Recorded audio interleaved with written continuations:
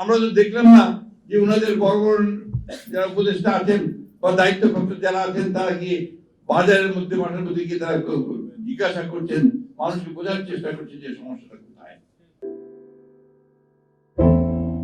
দেওয়া হয়েছিল জাতির সামনে প্রস্তাব দিয়েছিলেন, আর অনেকগুলো বিষয় ছিল।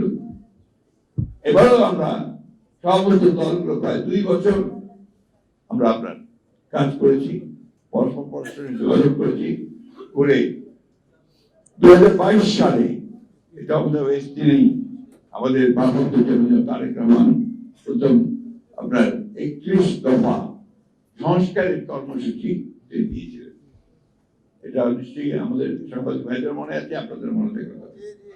সেই 31 দফা নিয়ে আমরা কাজ করেছি। আমরা শুধু দফাটাকে প্রকাশ করে ক্ষান্ত হইনি, আমরা সারা বাংলাদেশ জুড়ে এই সংস্কারের কথা নিয়ে আমরা সভা করেছি, আলোচনা করেছি, আমরা মানুষকে বোঝানোর চেষ্টা করেছি যে আমাদের সংস্কার দরকার। তার মধ্যে প্রধান বিষয়গুলো ছিল এগুলোই যে আপনার প্রধানমন্ত্রী আর রাষ্ট্রপতির ক্ষমতা ভারসাম্য, একটি ব্যক্তি পরপর 2বারের বেশি প্রধানমন্ত্রী না হওয়া, আপনার এই দ্বিকক্ষ বিশিষ্ট পার্লামেন্ট, জুডিশিয়ারি নষ্ট হয়ে গিয়েছে, সেই জুডিশিয়ারিকে ঠিক করার জন্য judicial commission, election commission, election নির্বাচন ব্যবস্থা ধ্বংস হয়ে গিয়েছে, তার জন্য ইলেকশন কমিশন, এগুলো আমরা প্রস্তাব ছিল আমাদের সেই দফাতে। একই সঙ্গে আমাদের প্রস্তাব ছিল যে শ্রমিক ভাইদের ন্যায্য মজুরি প্রতিষ্ঠা করা হয় না, তাদের দাবিগুলো মানা হয় না, তাদের জীবনযাপন অত্যন্ত কঠিন, সেই বিষয়গুলো আমরা সেখানে নিয়ে এসেছিলাম এবং তাদের জীবনযাত্রার মান যেন উন্নত হয় তার ব্যবস্থা করার কথা বলা হয়েছিল। কৃষকেরা তাদের ফসলের ন্যায্য মূল্য যেন পায়, একই সঙ্গে যেন সে সহজভাবে কাজ করে তার ব্যবস্থা করার কথা বলা হয়েছে। শিক্ষা ব্যবস্থাকে উন্নত করবার জন্য, মানসম্মত করার জন্য সেটাও ওখানে আমরা বলেছি।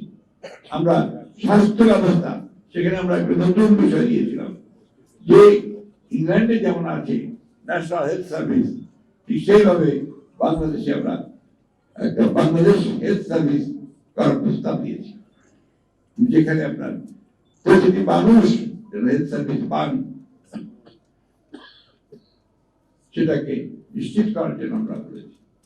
সুতরাং সংস্কার কোন নতুন ধারণা নয়। কেউ যদি দাবি করে যে আমরা এই সংস্কারের দাবি নিয়ে এসেছি, সেটা ভুল। সংস্কার একটা চলমান প্রক্রিয়া, প্রতি মুহূর্তেই সংস্কার হচ্ছে, সেই সংস্কারের ধারা চলতে থাকবে। সেই জন্য নির্বাচন বন্ধ হয়ে থাকতে পারে না। সেই মুহূর্তে তো দিনের পর দিন আমরা একটা অনির্বাচিত সরকারের হাতে দিয়ে চালাতে দিতে পারি না। সেই কারণেই আমরা যখন কথা বলি যে আমরা নির্বাচনটাকে তাড়াতাড়ি চাই, আমাদের সম্পর্কে ভুল একটা ব্যাখ্যা দেওয়া হয় যে বিএনপি তাড়াতাড়ি নির্বাচন যাচ্ছে ক্ষমতায় যাওয়ার জন্য। ক্ষমতায় তো আমরা আগেও ছিলাম ভাই, 2-3বার ছিলাম, এবং আল্লাহ চাইতো আমরা আবার ক্ষমতায় যাবো।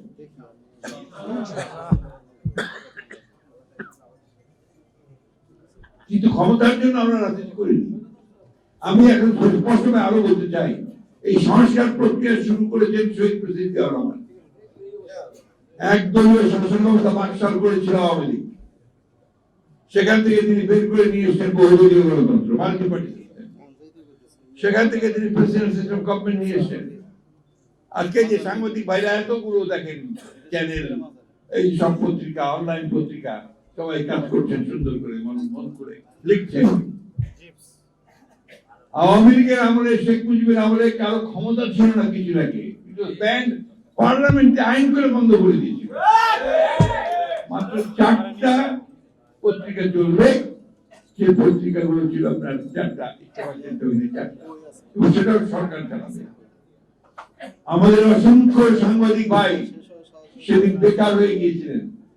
অনেকে আপনার এই বাইতুল মুকাররমে ফল বিক্রি করত, এগুলো সত্য কথা, টুপি বিক্রি করত। এখানে অনেকে আছেন পুরোকে, তারা উঠে বলতে পারবেন। এই একটা করুণ অবস্থা চলে গেছে, one party, one man one party. সেখান থেকে বের করে নিয়ে এসে জিয়াউর রহমান মাল্টি পার্টি সরকার দিয়েছেন, বহুদলীয় গণতন্ত্র, এবং ওপেন পলিটিক্স সবাই করতে পারবে এবং যে কথা বলা দরকার সেই কথা বলতে পারবে। বাক স্বাধীনতাকে তিনি প্রতিষ্ঠিত করেছিলেন। অর্থনীতিতে তিনি একটা বদ্ধ অর্থনীতি যেটা ছিল সমাজতান্ত্রিক অর্থনীতি, ভ্রান্ত ধারণা নিয়ে সেখান থেকে তিনি এটিকে মুক্ত বাজার অর্থনীতি করেছিলেন। অর্থাৎ সবাই যারাই পারবে তারাই আবাসিক বিনিয়োগ করতে পারবে, তারাই ব্যবসা করতে পারবে, কলকারখানা তৈরি করতে পারবে এবং স্বাধীনভাবে কমেন্ট করেন না, বেয়াদবি করেন না।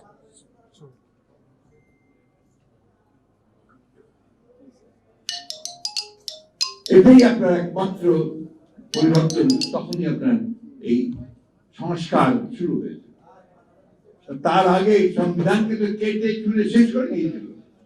এই সংবিধানের পঞ্চম সংশোধনী, এই পঞ্চম সংশোধনী নিয়ে এসে সাহেব এই সংস্কার করেছিলেন। এই জিনিসগুলো আপনাদের সকল জানা উচিত, বলা উচিত যারা রাজনীতি করছেন। তো সংস্কার কোনো নতুন কনসেপ্ট নয়। কি হলো আপনাদের ভাই? আমি বুঝতে পারছি আপনার কি কেন কথা বলেন এইভাবে, কি কোনো সমস্যা হয়েছে? আপনার ভাই মাথাটা উঁচু করে আমাকে জামানে ফেলেন কেন? প্লিজ। আচ্ছা শোনেন, আপনার দয়া করে একটু, আমি বয়স্ক মানুষ তো, আমার খুব ডিস্টারবেন্স হয়, এটা একটু মনে রেখে দেবেন প্লিজ। এই যে আপনার নতুন ধারণা নয় এটা, সেই সংস্কার চলছে, আমরা বলছি সংস্কার চলুক। আপনি সংস্কার করেন, কি কি সংস্কার করে 6টা কমিশন করেছেন, সেই কমিশন কাজ করছে, খুব ভালো কথা। এই কমিশন কাজ করছে, কাদের সঙ্গে কাজ করছে? তারা কয়েকজন পণ্ডিত ব্যক্তিকে নিয়ে এসেছেন, আমরা তাদেরকে খুব ভালোভাবে চিনি, শ্রদ্ধা করি, সম্মান করি। একই সঙ্গে জনগণের কাছে যান, তারা কি চায় তাদের কাছে জানুন। বিখ্যাত লেনিন, আপনারা অনেকে নাম শুনে থাকবেন, ফিলোসফার, বিপ্লবী, রাশিয়ার সোভিয়েত ইউনিয়নের বিপ্লব তিনি নেতৃত্ব দিয়েছিলেন। তিনি বলেছিলেন, when there is a crisis, go to the people, learn from them and come back implementing them. আর যখন কোনো সংকট সৃষ্টি হবে, জনগণের কাছে যাও, জনগণ কি চায় না চায় সেটা বোঝো, তার কথা বলো, বোঝার চেষ্টা করো, তারপরে ফিরে এসে সেটাকে তুমি কাজ করার চেষ্টা করো। এই যে কতগুলো অভিজ্ঞতা, সেই অভিজ্ঞতাগুলো কাজে লাগাতে আমরা বলেছি। আমরা বলেছি আপনারা সংস্কার করেন, আমাদের কোনো আপত্তি নেই, কিন্তু যে বিষয়টা নিয়ে বাংলাদেশের সমস্যা সবচেয়ে বড় তৈরি হয়েছে, যে আজকে বাংলাদেশে অস্থিরতা, স্থিতিশীলতা, এগুলো সমস্যা আছে। এই সমস্যাগুলো অনেক কমে যাবে যদি একটা নির্বাচিত সরকার থাকে। কারণ নির্বাচিত সরকারের শক্তিটা অন্য, সেটা যদি জনগণ তার পেছনে থাকে। এই কথাটা আমাদের সবসময় মনে রাখতে হবে।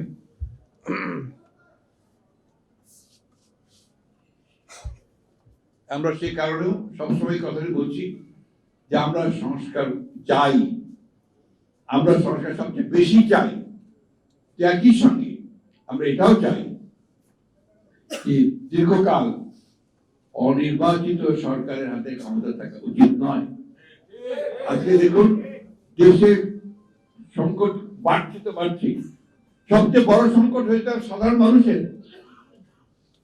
চালের দাম এমন ভাবে বেড়েছে যে সাধারণ মানুষের পক্ষে এখন চাল কেনাও অসম্ভব হয়ে যাচ্ছে। চাল, ডাল, তেল, লবণ, ডিম, মাছ, মুরগি প্রত্যেকটার দাম বেড়ে গেছে। সাধারণ মানুষের জীবন এখন অতিষ্ঠ হয়ে গেছে। এটার দিকে কিন্তু তাদের কোনো খেয়াল নেই, কোনো কমানোর দিকেও তারা কাজ করছে না। কিছু বলা যায় এত তাড়াতাড়ি তো সম্ভব না। আরে আমরা যে সঙ্গে আমরা তো উদ্যোগটা দেখতে চাই, কি কি ব্যবস্থা নিচ্ছে সেটা দেখতে চাই। আমরা তো দেখলাম না যে ওনাদের বড় বড় যারা উপদেষ্টা আছেন বা দায়িত্বপ্রাপ্ত যারা আছেন তারা গিয়ে বাজারের মধ্যে, মাঠের মধ্যে গিয়ে তারা জিজ্ঞাসা করছেন, মানুষকে বোঝার চেষ্টা করছে যে সমস্যাটা কোথায়। তা না করে অনেকেই তারা আবার এই রাজনীতির মধ্যে জড়িয়ে পড়েছেন, বিভিন্ন ভাবে রাজনৈতিক উক্তি করেন, কমেন্ট করেন, এমনকি রাজনৈতিক দলগুলোর প্রতি পর্যন্ত তারা কটাক্ষ করেন। এটা সঠিক নয়, এটা হওয়া উচিত নয়। আপনাদের সবসময় মনে রাখতে হবে যে আপনারা হচ্ছেন অন্তর্বর্তীকালীন সরকার। আপনাদের মূল দায়িত্ব হচ্ছে সংস্কার করতে চান, সংস্কার করবেন, সেই সঙ্গে একটা নির্বাচন করবেন যে নির্বাচনটা সকলের কাছে গ্রহণযোগ্য হবে। এটাই হচ্ছে এক প্রধান কাজ করে নির্বাচিত সরকারের হাতে ক্ষমতা হস্তান্তর করতে হবে।